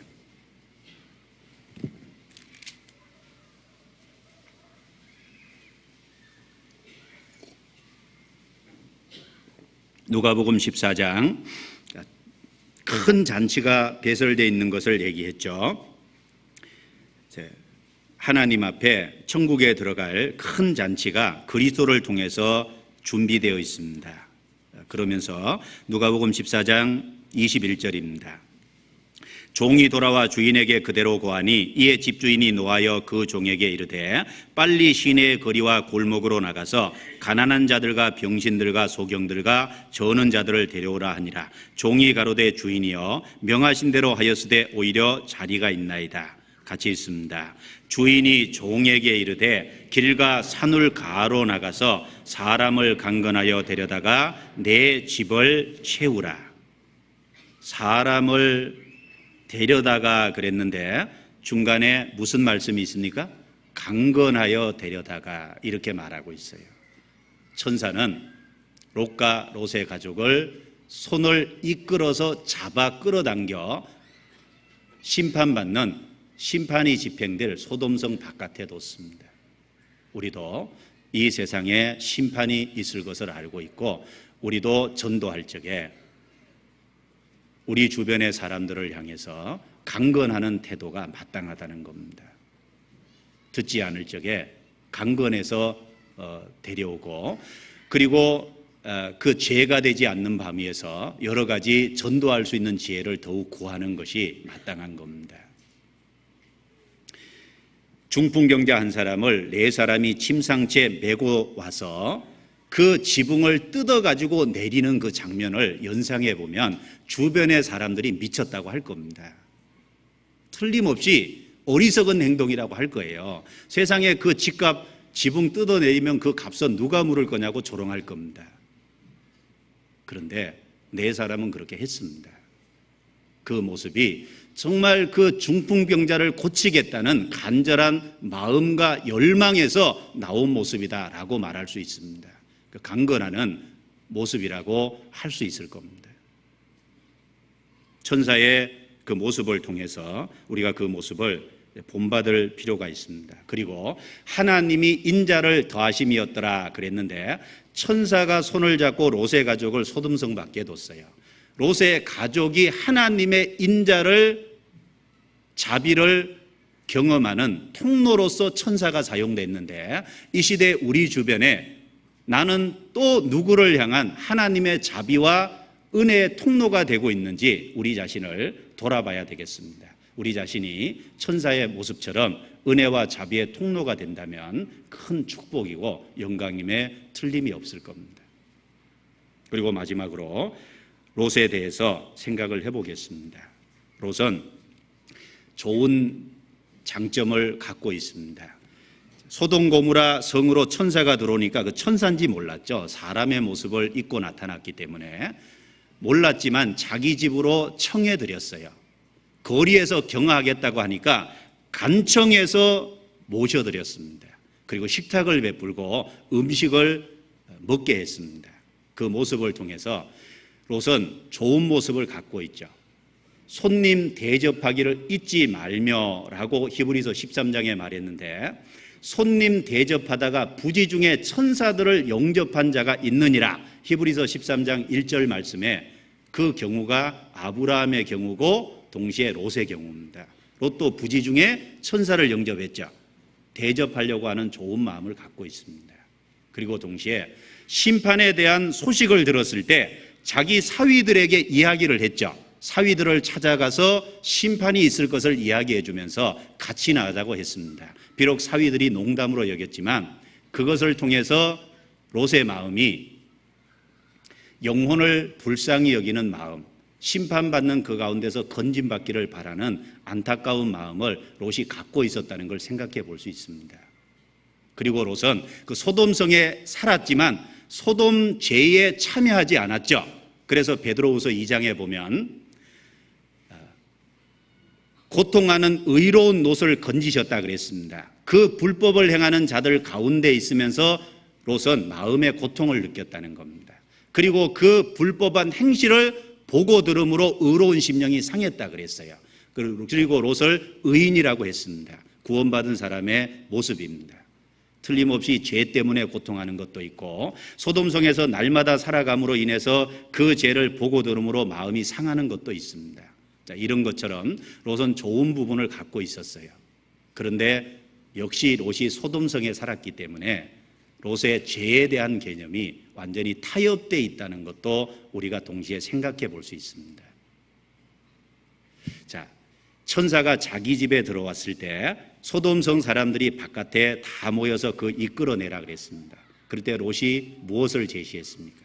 내 집에 결혼하지 않은 두 처녀가 있으니, 딸이 있으니 이끌어내겠다. 그리고 그들에게는 함부로 해도 내 집에 들어온 이 손님에게는 손대지 마라. 손님을 보호하려고 하는 태도는 있었지만 자기 딸을 죄 짓는 곳에 내어주려고 하는 어리석은 타협된 모습을 우리가 볼 수 있는 겁니다. 그것이 소돔에 사는 롯의 어떤 결과다라고 이야기할 수 있습니다. 그리고 나중에 창세기 19장 넘겨보겠습니다. 창세기 19장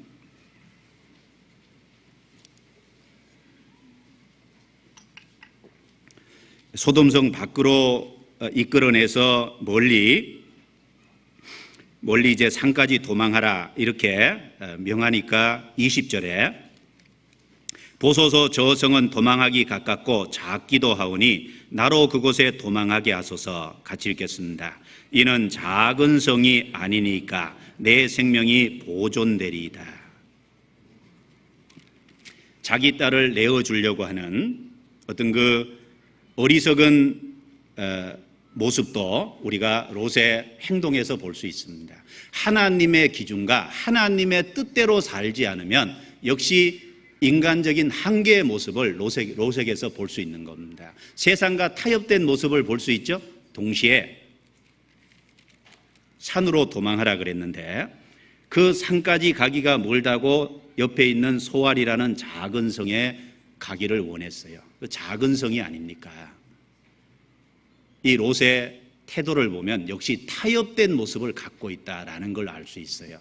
소돔과 주변의 도시는 죄가 충만하고 하나님이 심판하기를 원하죠. 그런데 하나님의 심판을 받아야 될 그 성, 그것이 작은 성이라고 용납하는 롯의 모습을 우리가 볼 수 있습니다. 그게 타협된 신앙이라는 거예요. 그게 소돔성에 산 롯의 결과라고 할 수 있습니다. 하나님의 기준을 갖고 하나님의 뜻대로 살지 못한 모습이라고 할 수 있습니다.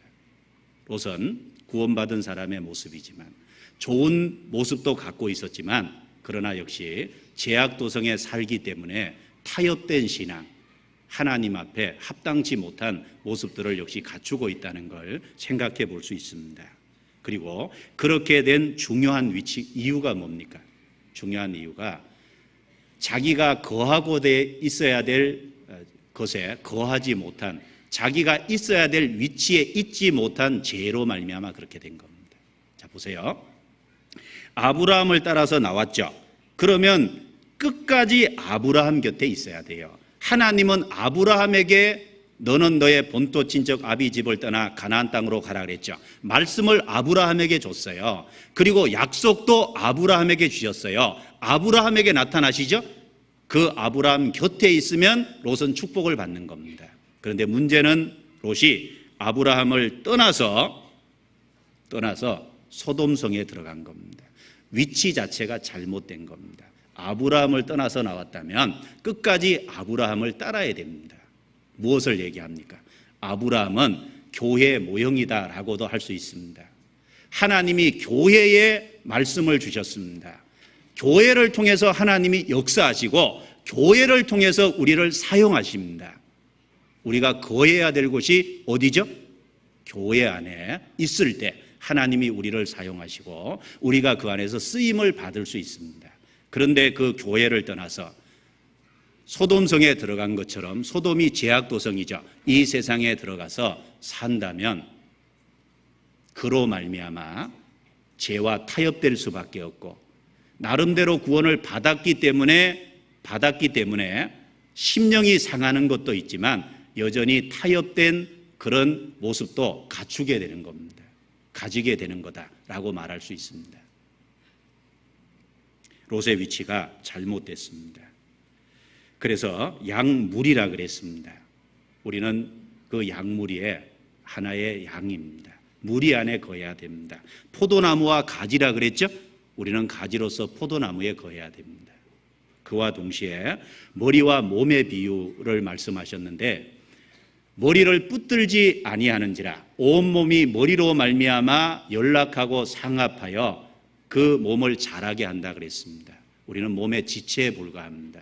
그 몸 안에 거하고 있지 않으면 결코 쓰임받지 못합니다. 그 교회 안에 붙어 있지 않으면 우리도 세상에 있으면서 죄와 타협될 수밖에 없고, 그리고 하나님의 기준대로 살지 못하고 구별된 삶을 살지 못하고 우리 삶이 엉망이 될 것이다 라는 것을 생각해 볼 수 있습니다.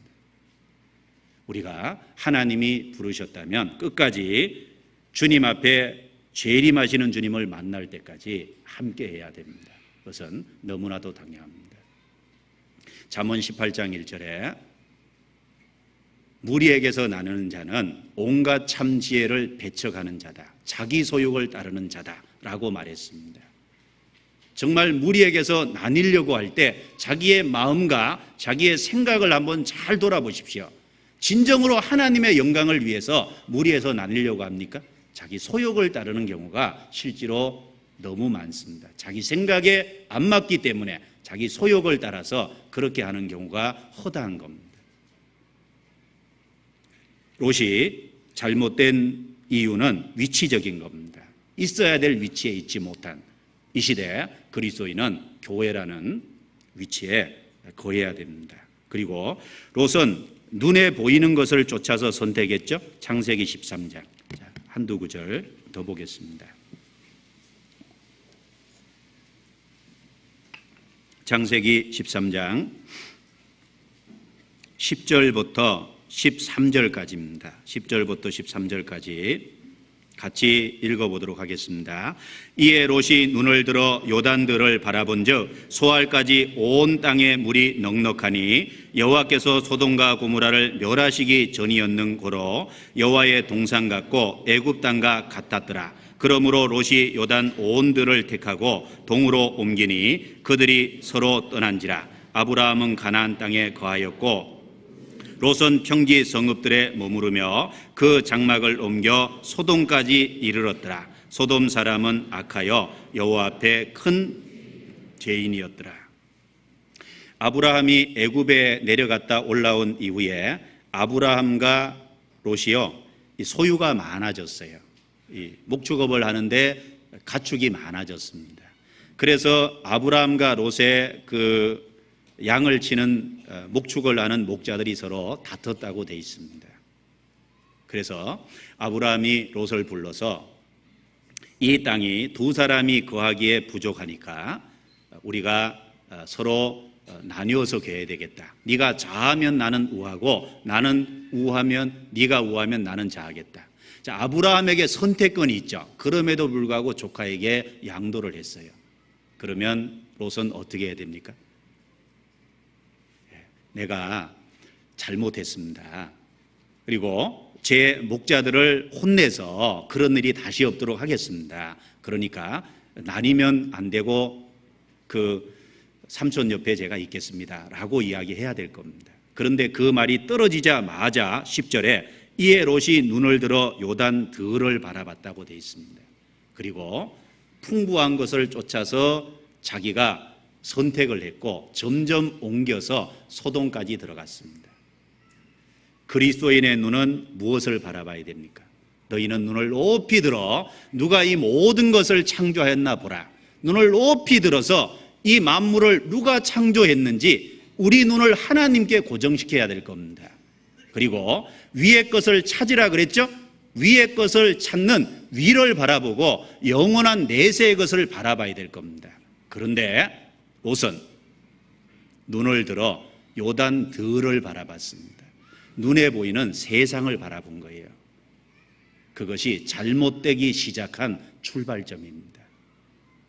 롯은 아브라함이 이야기하기 전에도 아브라함을 떠나려고 하는 마음에 꿀뚝 같았을 겁니다. 아브라함이 이야기하자마자 기다렸다는 뜻이 눈을 들어 요단 들을 바라보고 보이는 것을 쫓아서 가다 보니까 소돔까지 들어갔습니다.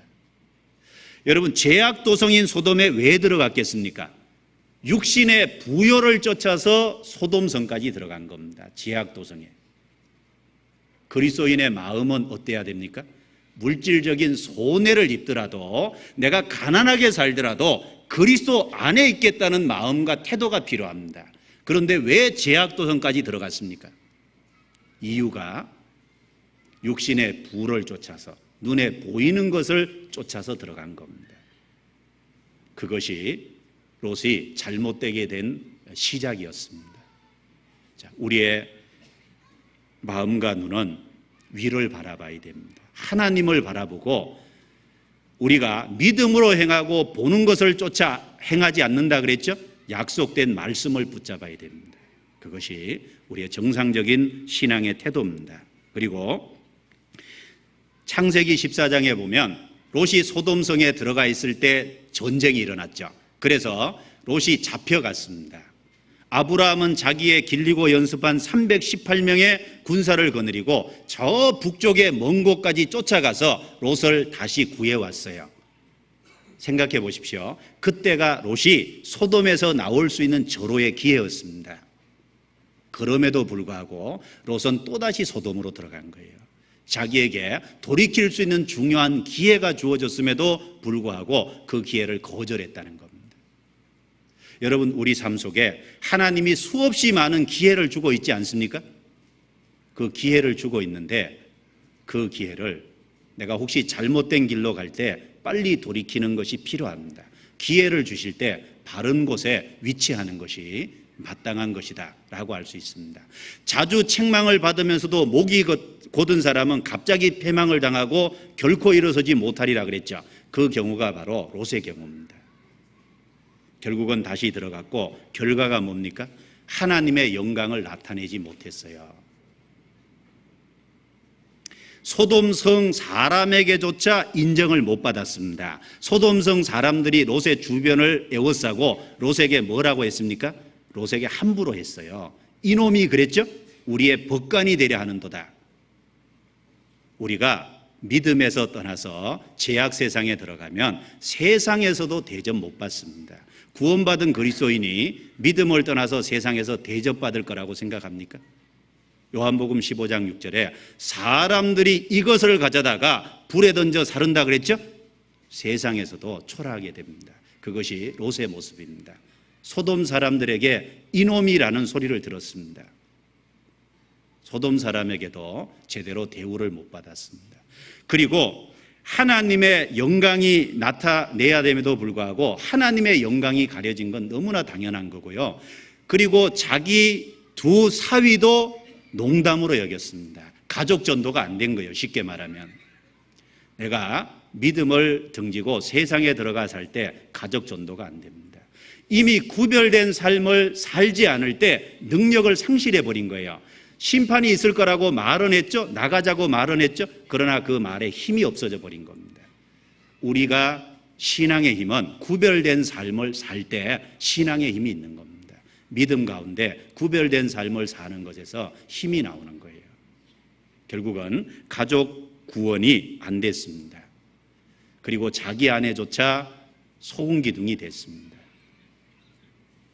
그리고 나중에 두 딸과 살아남았는데 두 딸이 롯을 어떻게 했습니까? 술 먹여가지고 밤중에 동침했죠. 그래서 거기에 모압과 암몬 자손이 나온 겁니다. 아주 부끄러운 역사가 된 거예요. 이 롯의 모습을 통해서 오늘 이 시대를 살아가는 우리가 롯처럼 살아서는 정말 안 되겠다. 정말 구원받은 사람이라면 구원받은 사람이 있을 위치에 거하고 구원받을 사람답게 세상에서 구별되고 살면서 정말 가족을 전도하고 주님의 영광을 나타내는 합당한 삶을 살아야 되겠다라고 더욱 다짐해 보게 됩니다. 기도하고 마치겠습니다.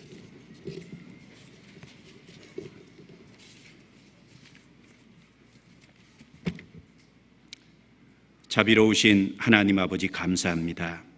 소돔 고모라의 심판과 그 가운데 여러 가지 모습을 통해서 우리를 교훈해 주신 거 감사를 드립니다. 이 세상 심판이 작정된 곳에 우리가 살아가고 있습니다. 우리가 어떠한 사람이 되어야 될지 더욱 돌아보게 하시고 그리스도인으로서 마땅한 삶을 살 수 있도록 우리의 삶을 다스려 주시기를 간절히 간구합니다. 앞으로 있을 하계수양에 또 우리 앞에 계획되고 예정되어 있는 많은 집회들 주님 일일이 함께 하셔서 구원의 역사를 이루어 주시고 저희가 하나님의 뜻대로 귀하게 쓰임 받을 수 있도록 도와주시고 주관해 주시고 다스려 주시옵소서. 우리의 남은 생애를 다 주님의 능력의 손에 맡기고 부탁드리며 우리를 구원하신 예수님 이름으로 기도드리옵니다. 아멘. 찬송가 521장 하고 마치겠습니다. 찬송가 521장.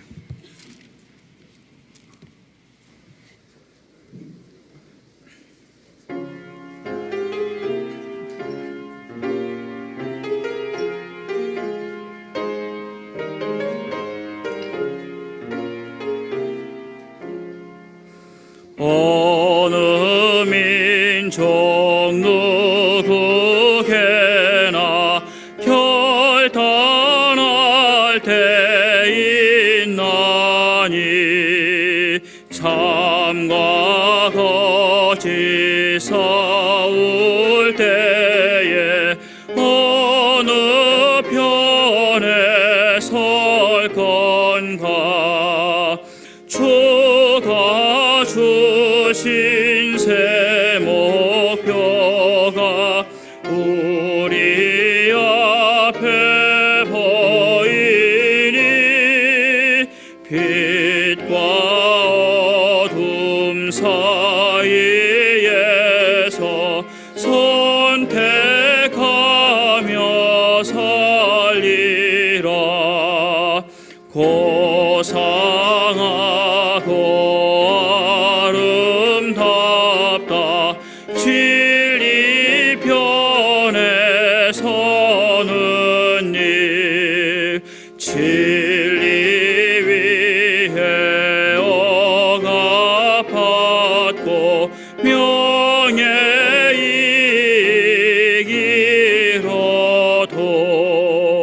비겁한 자 물러서나 용감한 자 굳세게 낙심한 자 돌아오는 그날까지 서리라. 순교자의 빛을 따라 주의 뒤를 쫓아서 십자가를 등에 지고 암만 향해 가리라. 새 시대는 새의 물을 우리에게 주나니 진리 따라 사는 자는 전진하리 언제나. 악이 비록 성하여도 진리 더욱 강하다. 진리 따라 살아갈 때 어려움도 당하리. 우리 가는 그 앞길에 어두운 장막 덮쳐도 하나님이 함께 계셔 항상 지켜주시리.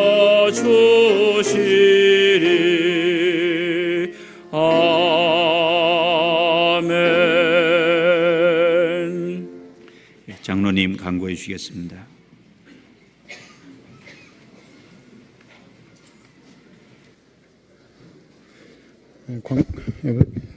광고 말씀드리겠습니다. 지난 한 주 동안 우리가 대전도 집회를 하면서 아주 좋은 참 은혜를 많이 받았습니다. 근데 이제 그 전에부터 어머니회에서 여러분들 아시다시피 러시아, 우크라이나 우리가 서울 교회가 이제 자매 결연이 되어 있는데요. 이것이 우리 형제 자매들에게 많이 잘 전달이 좀 덜 된 것 같고, 그래서 이제 스파시바라고 해가지고 여러분들이 이 광고 포스터를 보셨을 겁니다. 오묘하면서. 근데 이제 그게 대전도 집회로 인해서 여러분들에게 광고가 좀 덜 됐습니다. 그래서 6월 28일 날 이 어머니들이 이제 페스티벌을 하겠답니다. 그 페스티벌 내용은 뭐 선물 받기, 또 사행시 써서 넣으면은 당첨하면은 뭐 선물 주기, 또 각 부서에서 찬양 율동하기. 근데 여기서 이제 제일 재미난 게 전도인 자매 팀이 와서 이제 찬양 율동을 한답니다. 그러니까 이제 목사님, 자매님이나 혹은 또 많은 분들이 찬양 율동을 우리 형제 자매들을 위해서도 하지만 러시아, 우크라이나가 우리가 이 같이 연결되어 있는 선교지라는 것을 여러분들에게 알리고, 또 그걸 통해서 또 맛있는 것도 이렇게 잔치국수, 김밥, 뭐 열무김치 여러 가지 판매를 해가지고 거기서 나오는 수익금으로 러시아와 우크라이나 전도비에 보태겠다는 아주 멋진 구상입니다. 그러면 너무 뜬금없이 다음 주인데 왜 이렇게 빨리 광고를 하느냐, 왜 이렇게 늦게 광고를 하느냐, 빠른지 늦은지 모르겠지만 아무튼 그 이유는 대전도 집회 때문에 약간 좀 이 광고나 이런 것들을 뒤로 미룬 바가 있습니다. 그래서 이 여러 형제자매들에게 팔 수 있는 좋은 물건이 있으면 기증을 좀 많이 해주시고요. 쓰던 거 이렇게 내놓으시지 마시고 팔 수 있는 거를 내놔서 아주 작은아마 우리 형제자매들의 힘을 모아가지고 작은 간이 이 바자회를 겸합니다. 페스티벌에서 여러분들 나가면서 이 저기에 이 사행시 써서 넣는 것도 있고요. 뭐 페스티벌을 한다고 하니까 또 교회에서 좀 여러분들이 많이 참여를 해가지고 다소 늦은 감이 있습니다만은 잘 알아가지고 요번 주가 아니라 다음 주 말씀 끝난 후에 주일날 좋은 페스티벌을 하게 되니까 잊어버리지 말고 저는 좀 참석하시도록 미리미리 계획하시면 좋겠습니다. 그리고 이제 요번 우리가 긴 기간 동안에 농어촌 공사에 소위 이렇게 접촉을 해가지고 저 주차장을 얻었습니다. 혹시 이 중에서 저기 구원받은 지 2년 안 되신 분도 계신가요? 구원받은 지 2년 넘으신 분 한번 잠깐만 손 좀 들어보십시오. 구원받은 지 2년 넘으신 분. 예, 좀 들어보십시오. 예, 내리십시오. 여러분들은 여기에 주차하면 안 됩니다. 우리 본당에, 본당 지하, 본당 옆, 골목, 또 혹은 또 여기 저 천변 주차장 이런 데 주차하시면 안 됩니다. 여러분들은. 그리고 2년 이하 된 분들 중에서도 홀짝수로, 홀수는 홀수나래, 짝수는 짝수나래 각각 한 대로 거기 주차할 수 있는 분만 빼고는 여기가 이 지하가 텅텅 비었어도 주차하시면 안 됩니다. 그럼 어디다 주차하느냐? 농어촌 공사에 가서 주차하시면 됩니다. 주일날만, 수요일은 아니고요. 그래서 여러분들 구원받은 지 2년 이상 된 성도는 절대로 본당에 주차하는 일이 없도록 꼭 좀 협조를 부탁드립니다. 새로 구원받으신 분들이 마음의 상처를 입고 또 이 주위에 있는 사람들이 우리 주차봉사하는 형제 자매들에게, 자매는 아닙니다만 형제들에게 아주 모욕을 주는, 우리 형제들이 모욕을 받는, 그리고 교회가 회방을 받는 그런 일이 있습니다. 그게 왜 그러냐? 2년 이상 되신 분들이 여기다 주차하기 때문에 그렇습니다. 여러분들 책임입니다. 요 다음 주부터 잘 좀 부탁드립니다. 광고 마치겠습니다.